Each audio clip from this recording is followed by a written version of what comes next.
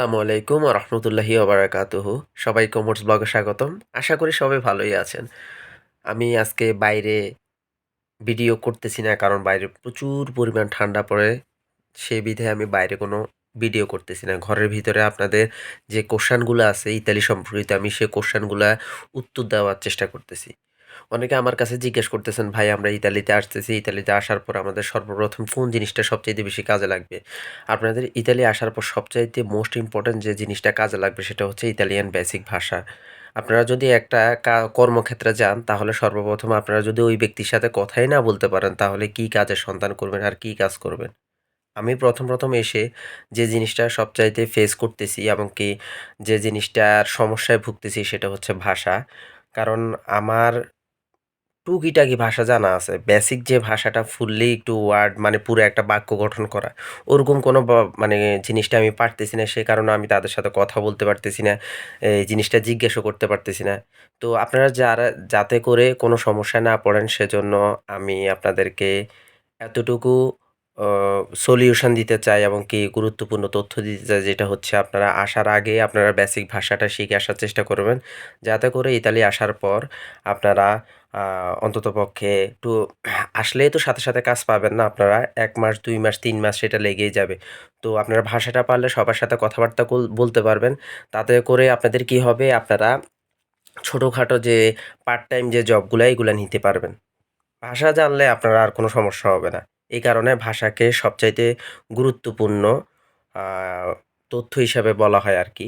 আর গুরুত্বপূর্ণ এটাই কি বলে? ভালো যে বেনিফিট পাবেন আপনারা, সেটাকে বলা হয় আরকি।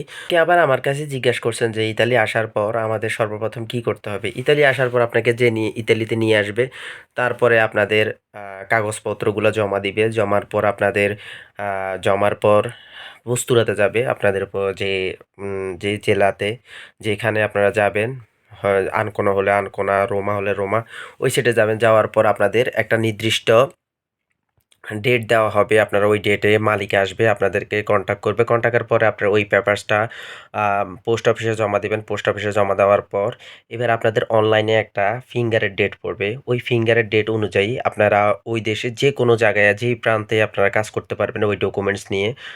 কোনো সমস্যা হবে না।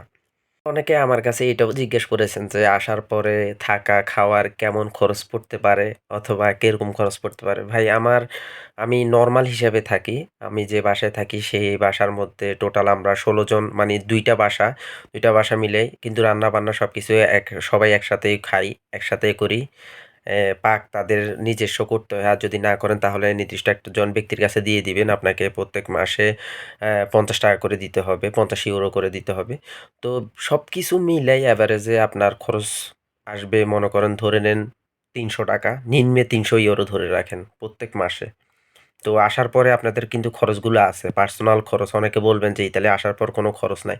আপনাদের কিন্তু খরচ আছে, অবশ্যই খরচ আছে। এটা কিন্তু মাথায় রাখবেন আপনারা। আর আমি আমার এই পেজের মধ্যে আমি আপনাদের জন্য ইতালি আসার সময় কি নেওয়া যাবে, কি নেওয়া যাবে না, ব্যাগের মধ্যে কোন ব্যাগে কি রাখতে হবে, কত কেজি নিতে হবে এবং কি কোন ফ্লাইটে আসলে ভালো হবে, তারপরে এয়ারপোর্টে আপনাদের কি জিজ্ঞেস করবে, এয়ারপোর্টে আপনাদের মালামাল কিভাবে কেমনি কি করতে হবে, সব কিছু ডিটেইলস নিয়ে একটা ভিডিও ছাড়ছি আপনাদের ওমরস ব্লগ 1 এর মধ্যে। তো আপনারা পেজের মধ্যে দেখতে পারেন এবং কি ইউটিউব চ্যানেলের মধ্যে যদি আপনারা সাবস্ক্রাইব করে না থাকেন, তাহলে এই ইউটিউব চ্যানেলে সাবস্ক্রাইব করবেন। ইউটিউব চ্যানেলে আমার ভিডিওগুলা দেওয়া আছে, আপনারা দেখে নিবেন। সবাই ভালো থাকবেন, সুস্থ থাকবেন। আর আমার পেজের মধ্যে অবশ্যই ফলো করবেন, ইউটিউব চ্যানেল সাবস্ক্রাইব করবেন। সবাইকে আসসালামু আলাইকুম। আল্লাহ হাফেজ।